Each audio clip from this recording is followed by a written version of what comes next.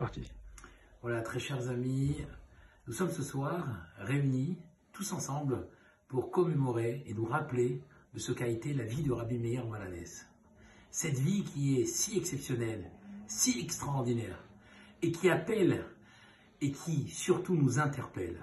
Et je voudrais avec vous découvrir un des aspects de Rabbi Meir Balanès, qui est le faiseur de miracles et qui correspond précisément à la date à laquelle tombe Pessah Sheni, c'est-à-dire le 14 Iyar, un mois plus tard, après le Korban Pessah, après la fête de Pessah. Et pour quelle raison?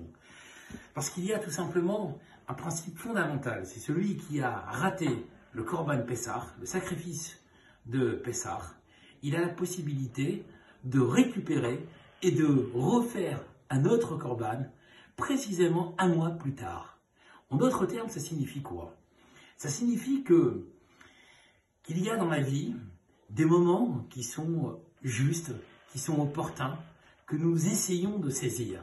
Et parfois, on se retrouve devant des situations où on se dit on a tout perdu, où on ne peut plus rattraper. Et je voudrais simplement vous dire que la vie de Rabbi Meir Balanès, qui considérait son leitmotiv dans sa vie, c'était de dire à ses enfants, à son entourage, à ses élèves, que quel que soit le moment, même si parfois on a le sentiment de rater, il y a toujours la possibilité pour un juif de se rattraper.